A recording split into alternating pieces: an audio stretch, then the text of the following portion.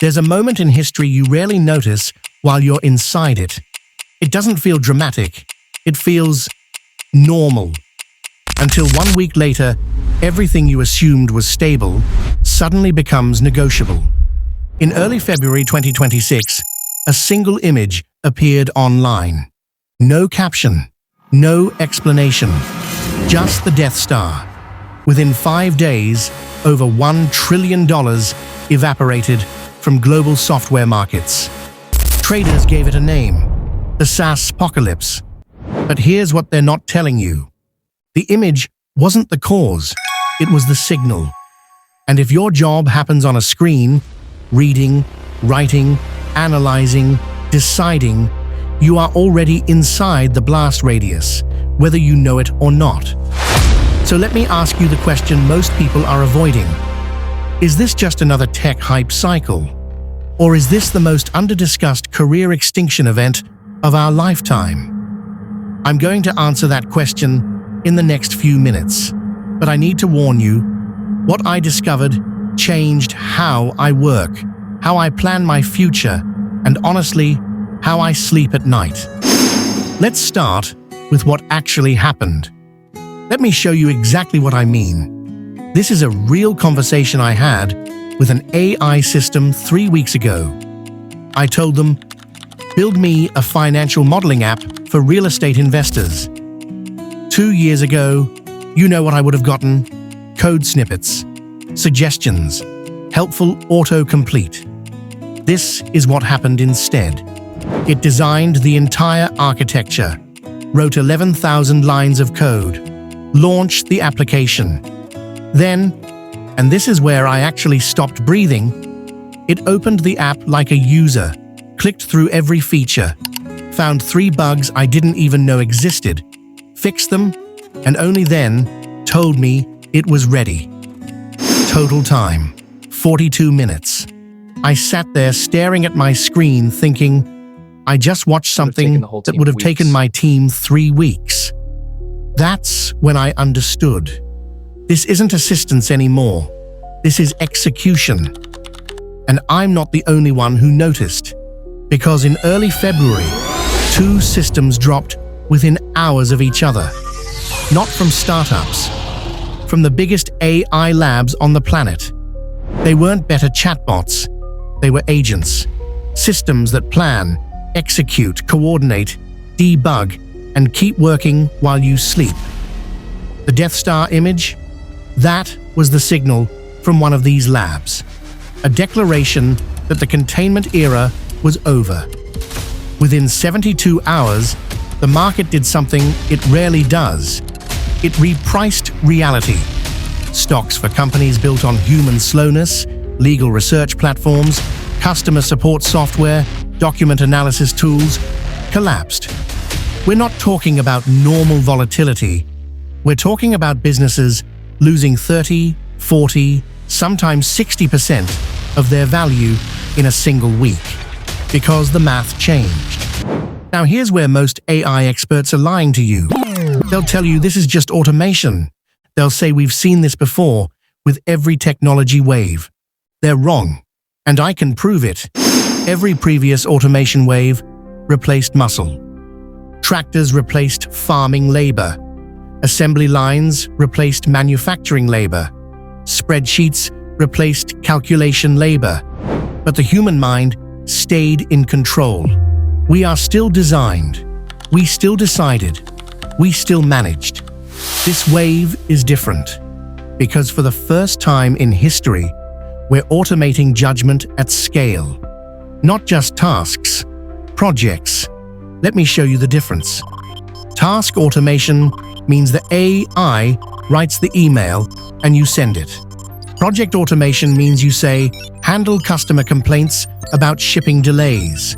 And the system reads complaints, categorizes them by severity, drafts personalized responses, escalates the complex ones, updates the database, and sends you a summary. You never touched it.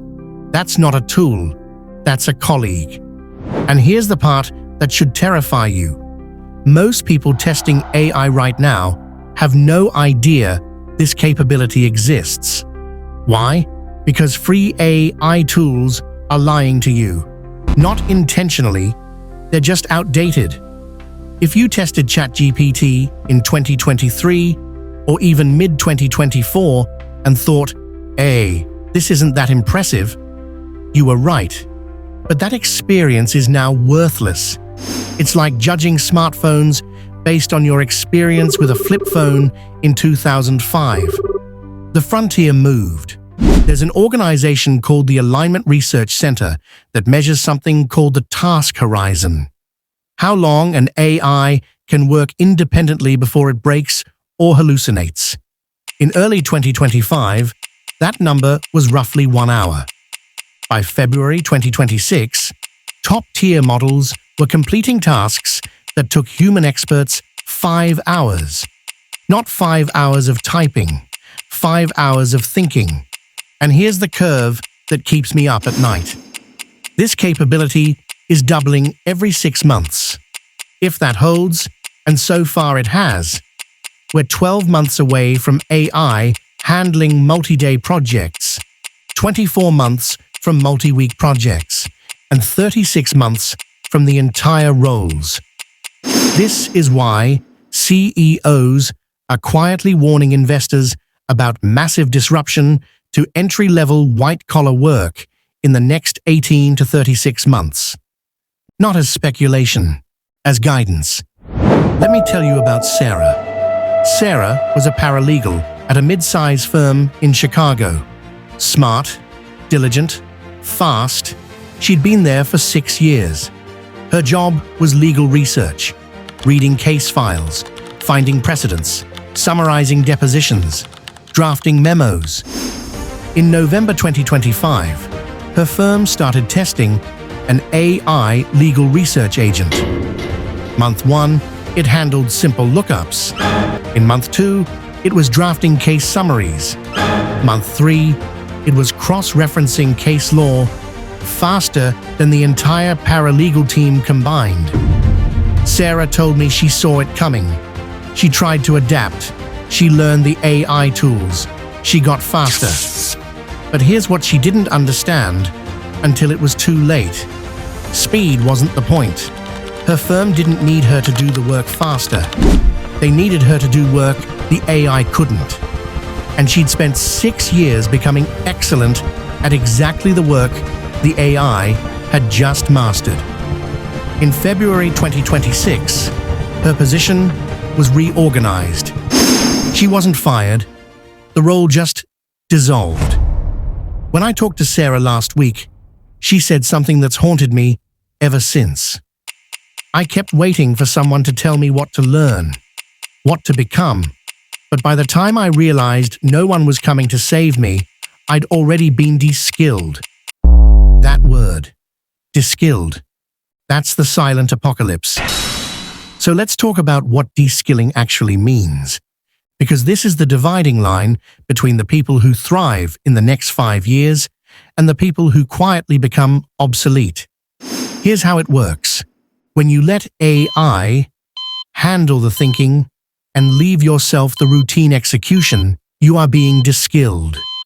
Your brain stops wrestling with complexity. You become a process operator, and process operators are cheap.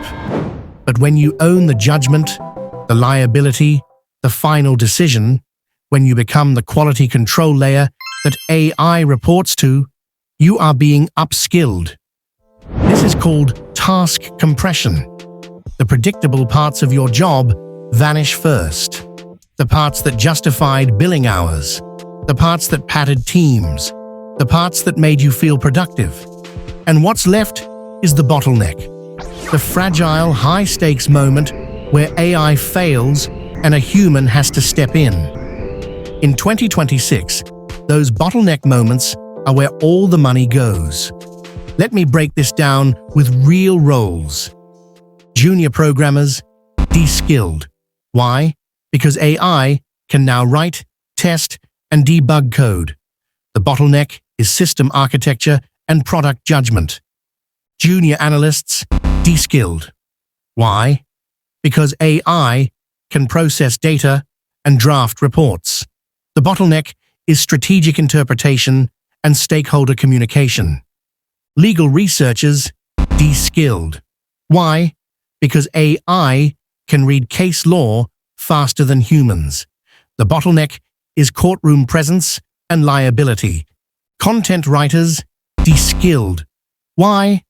Because AI can generate articles and blogs at scale. The bottleneck is brand voice and creative direction. Notice the pattern? If your job is primarily execution, you're in the danger zone. If your job is primarily judgment and accountability, you're in the value zone. Now here's the question you need to answer today. Which zone are you in? Remember when I said I'd show you the one question that determines if you're safe? Here it is. Can your boss describe your value without describing your tasks? Think about that. If someone asks your manager what you do, and they say, Sarah handles legal research, or John writes the reports, you're describing tasks. Tasks compress. But if they say, Sarah owns client risk assessment, or John is our strategic intelligence lead, that's value. Value expands. Here's how you test it. This week, write down every task you did. Now ask, could an AI agent do this if it had access to my files and instructions? If the answer is yes for more than 60% of your tasks, you are in the blast radius. That's not a reason to panic. It's a reason to move. So what do you actually do? Not in theory, in practice. Starting today, I'm going to give you a 5-part framework. This is not motivational. This is tactical. Part 1. Own the bottleneck. Go through your workflow and identify where AI fails. Is it a regulation, physical presence, human trust, emotional intelligence, legal liability? That's your moat. A property manager who automates bookkeeping but owns tenant negotiation and conflict resolution. That's a moat. A consultant who uses AI to generate analysis but owns the client relationship and final recommendations. That's a moat. The goal is to become the human in the loop that cannot be removed without breaking the system. Part 2. Move toward accountability. AI can generate output. It cannot take responsibility. Someone still has to sign the document, stand in the courtroom, take the reputation hit if things go wrong. Those roles pay a premium. If you're early in your career, stop optimizing for task completion and start optimizing for trust. Be the person leadership feels comfortable putting their name behind. That's not a soft skill. That's a survival skill. Part 3. Document your leverage. When AI saves you time, quantify it. Before and after. Hours saved. Revenue protected. Errors reduced. I started keeping a simple log. Used AI to automate client report generation. Reduced prep time from 4 hours to 35 minutes. Freed up time to consult with 2 additional clients this week. Revenue impact, $3,200. Turn invisible efficiency into visible value. Because when budget cuts come, and they will, the people who can prove their ROI survive. Part 4. The 1-hour rule. Every single day, spend 1 hour pushing AI into the hardest part of your job. Not emails, not summaries, the thing that used to take days. Automate it, measure it, show it. Most people are using AI for convenience. You need to use it for leverage. That's how fear becomes power. Part 5. Teach. The person who can show others how to use these tools becomes indispensable. Run internal workshops, build templates, share workflows. When layoffs happen, they don't cut the people who made everyone else more effective. Expertise compounds when it's transferable. Now, let me be brutally honest with you. When I first saw the data on task horizon doubling rates, I didn't work for a day. I just sat there thinking, what am I even building toward? Because here's the thing no one wants to say out loud. You can do everything right and still lose.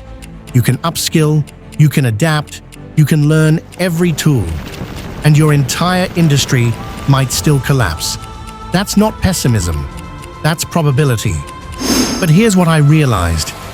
The same wave that threatens some careers creates entirely new ones. Because here's what else is true. Your dreams just got cheaper. If you ever wanted to build an app but couldn't code, that barrier is collapsing. If you wanted to write a book but lacked time or structure, that barrier is collapsing. If you wanted to start a business but couldn't afford a team, that barrier is collapsing. You are now a manager of agents. And that is historically rare leverage. A single person with the right tools can now do what required a team of 10 just 2 years ago. That's not a threat. That's an opportunity.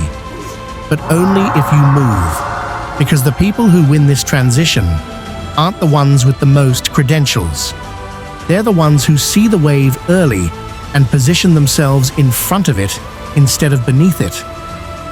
So here's my challenge to you. Today, not tomorrow, not next week, spend 1 hour. 1 hour with the best AI tools you can access. Not the free ones, the frontier ones. Push them into something hard, something you've been avoiding, something that scares you a little, and see what happens. Because the future is autonomous. The real question is, are you? This isn't the end of work. It's a great transition. Your job won't vanish overnight. It will be quietly redesigned. And the only question that matters is whether you're part of that redesign or whether the machine designs it for you. If this video gave you urgency, do me one favor. Share it with someone who needs a head start. Someone is still thinking this is hype. Someone who might be the next Sarah. Because the people who watch this and do nothing, they'll be the cautionary tales in 2028. Subscribe if you want calm, research-backed breakdowns of what's actually happening in AI, without the hype and without the hopium. And I'll see you in the next one. Stay sharp.